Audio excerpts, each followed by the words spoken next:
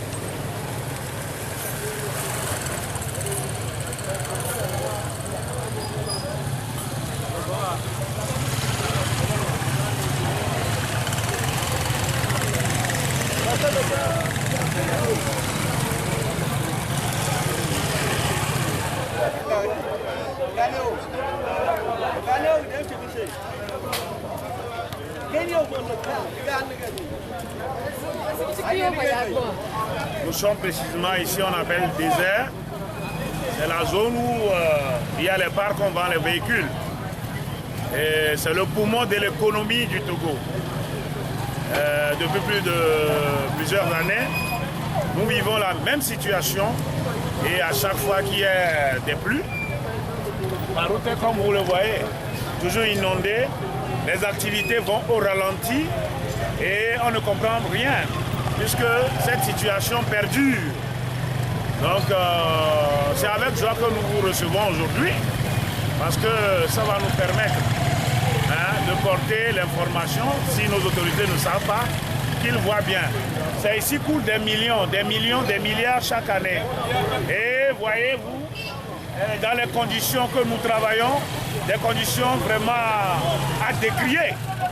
Et c'est mauvais pour le pays, c'est mauvais pour l'économie du pays.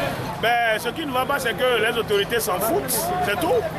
Les autorités s'en foutent du port autonome de Lomé, ils sont dans leur bureau et puis bon, le reste, l'argent vient, c'est fini.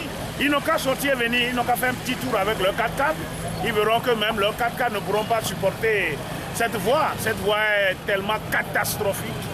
Et il faut vraiment que le gouvernement et tous les acteurs de ce domaine puissent prendre des mesures urgentes et nécessaires pour que la route soit rétablie, si possible même paver cette voie parce que c'est essentiel. Avec les nouveaux maires, ça dépend des ressorts territoriaux des nouveaux maires. Et avec eux également, je pense qu'au niveau des collectivités, ils prendront la mesure de la chose. Mais je dis encore une fois, c'est un cas à revoir, mais dans les plus brefs délais, de façon urgente. Parce que c'est pas possible quoi. Les étrangers viennent chaque fois et se moquent. Ici, c'est des millions qui sortent chaque jour. Mais regardez, c'est pas possible quoi. Voilà, on est chaque fois dans la boue, c'est pas possible.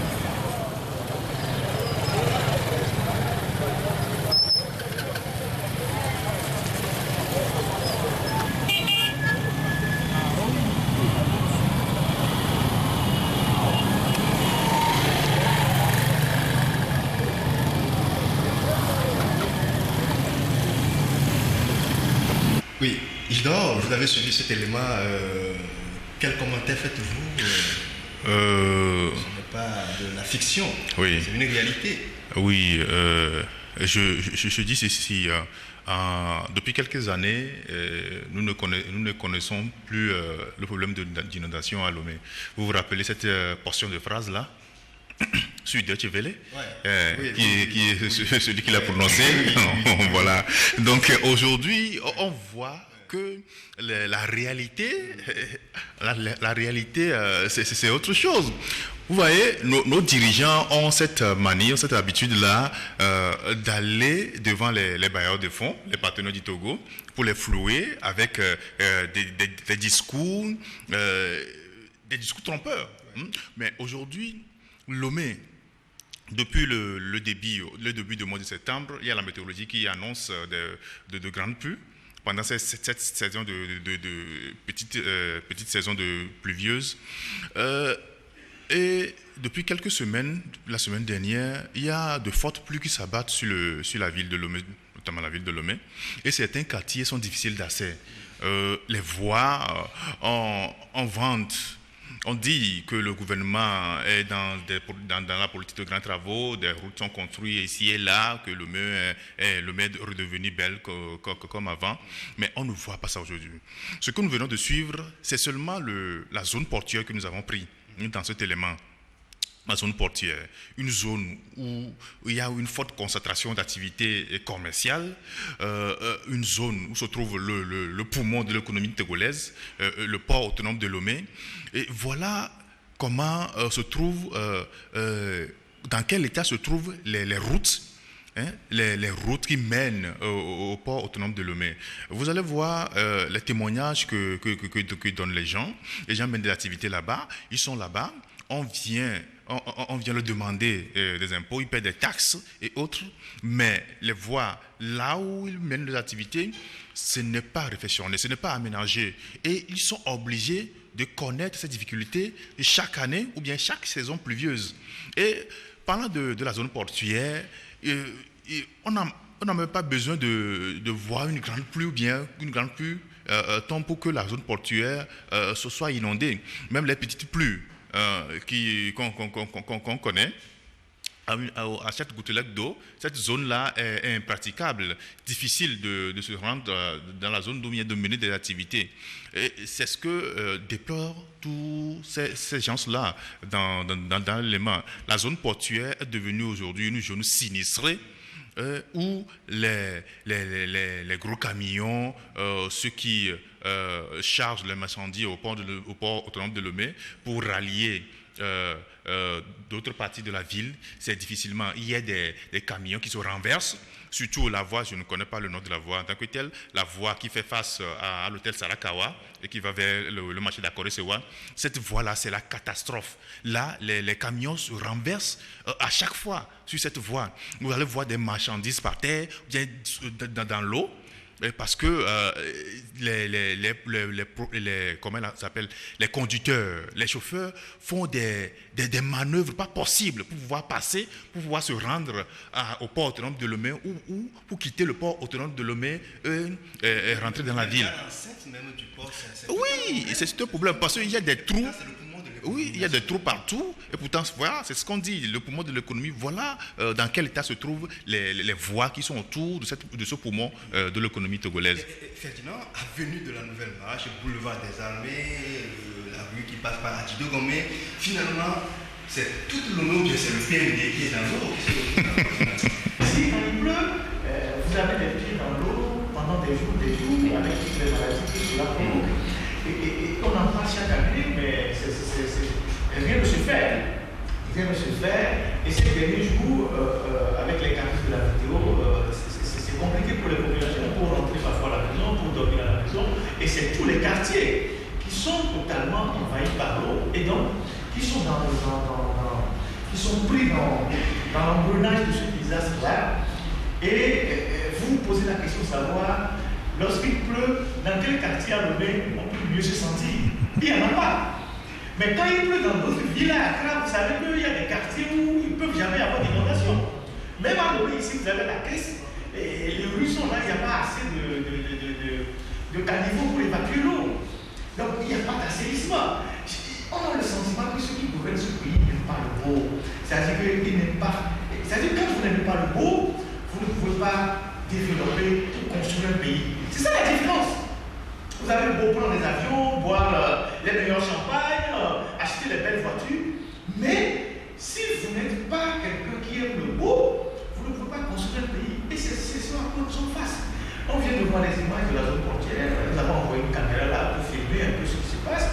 c'est là où c'est la zone qui génère beaucoup d'argent. C'est les parcs d'automobiles, tout ça. C'est là où les gens viennent acheter les voitures. Les gens quittent le Burkina, le Mali, le Ghana pour venir acheter les voitures, payer les impôts. Il n'y a pas de voie d'accès. C'est la zone portuaire. Alors, tous les fonds que le port génère, ça sert à quoi en fait? Si on n'est pas capable d'aménager la zone qui nous produit et qui nous fait venir de l'argent, on fait quoi? Je ne sais pas si vous comprenez, c'est ce qui est révoltant. Vous avez écouté tous les témoignages. On a bien choisi d'aller à cet endroit-là parce que c'est la zone qui produit de l'argent. C'est comme le grand marché, toute la zone de Adamato, à Ouakam et tout ça là. Quand il pleut, c'est difficile. C'est difficile. Et ça, c'est le cœur de l'Ouest, c'est le centre-ville. Vous ne pouvez pas circuler. Vous ne pouvez pas circuler. Alors, nous avons de l'argent dans ce pays pour acheter des machines d'écoute à des centaines de millions de dollars, ou bien des dizaines de millions de dollars. Nous avons de l'argent dans ce pays pour acheter du matériel, des voitures sophistiquées qu'on met dans le carrefour pour détecter, qui passent avec des armes et tout. Nous avons de l'argent dans ce pays pour acheter le pouvoir et pour acheter des lobbies. Mais nous n'avons pas d'argent pour faire des rues, pour faire des routes. Quand les gens qui volent l'argent dans ce pays vont investir dans l'immobilier en Côte d'Ivoire, vont investir dans l'immobilier au Ghana, c'est comme ça qu'ils trouvent. C'est dans cet état-là qu'ils voient Accra.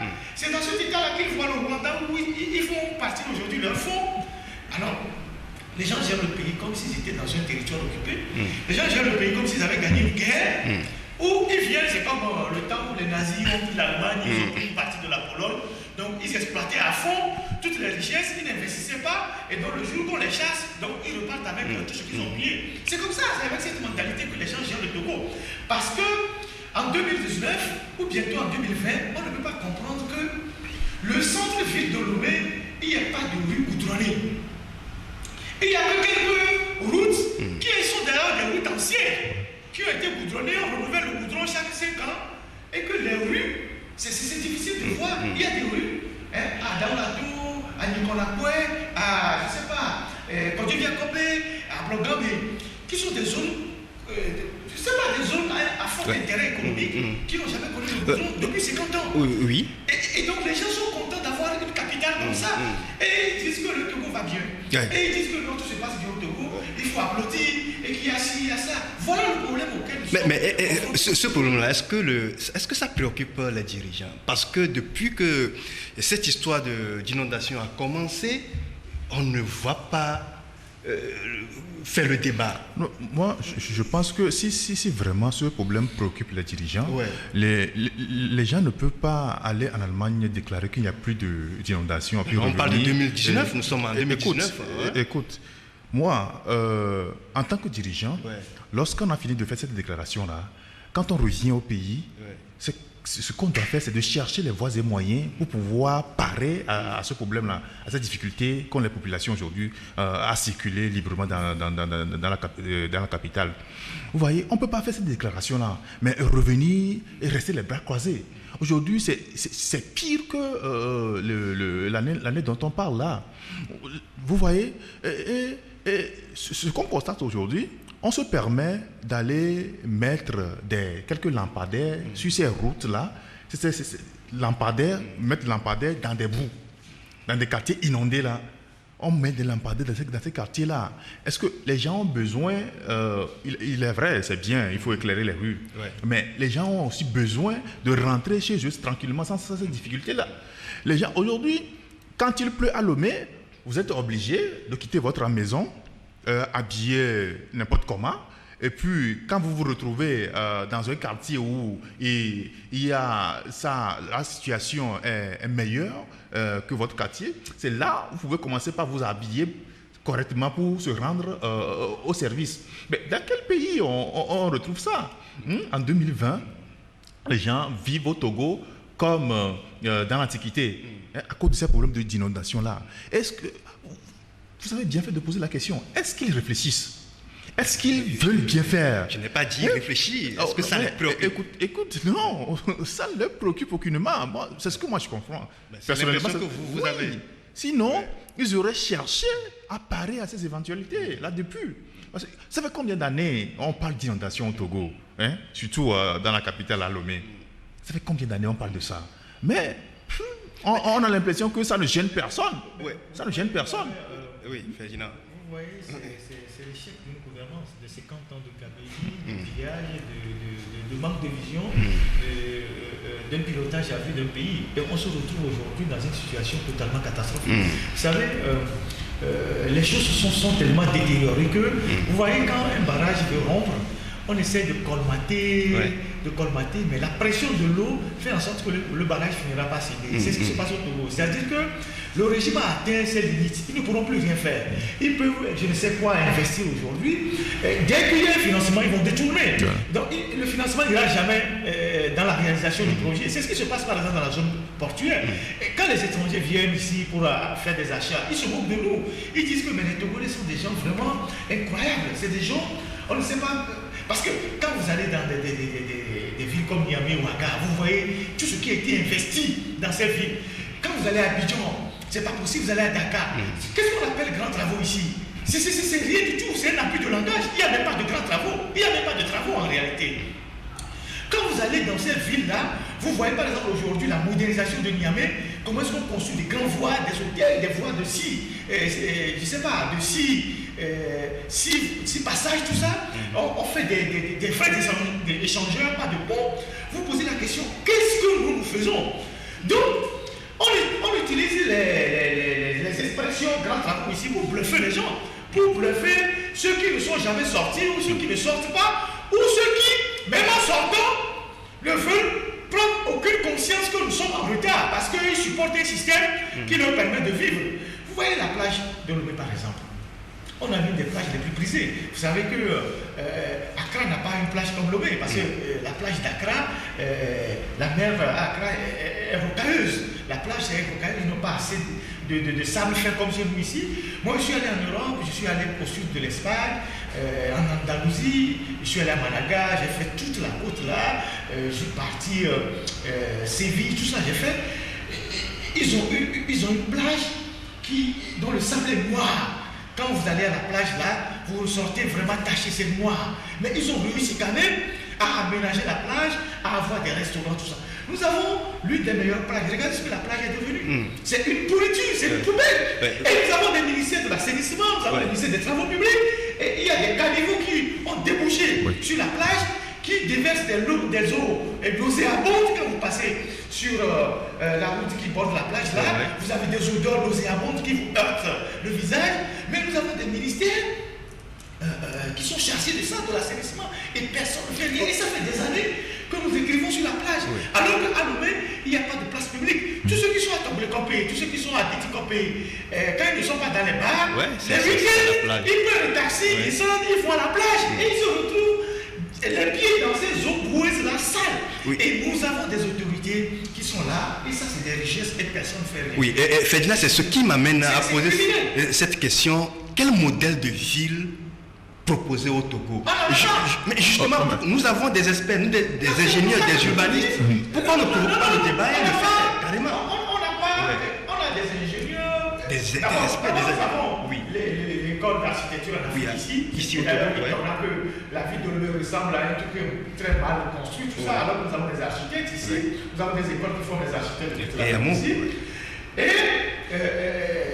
nous avons, depuis un certain temps, vous savez que le milieu des BTP, c'est le milieu le plus corrompu au Togo, le plus, où il y a plus de pillage au Togo. Et donc, les gens ont fait venir dans ce milieu, pas des spécialistes en pont et chaussée, des grandes écoles, d'ingénierie. Vous savez, les ouvrages de ce genre, il faut faire des études de 7 ans, 8 ans, 10 ans, dans des grandes universités, des grandes écoles de formation, pour concevoir des ouvrages, les routes, les ponts, tout ça dans une ville. Mais au Togo, comme les gens ont voulu que leurs frères mangent, et donc, ils ont fait venir leurs frères dans le milieu, les gens n'ont pas de diplôme, les gens ont fait le BTS, les ingénieurs que nous avons ici qui font les routes, ont fait le BTS dans les écoles à Lomé.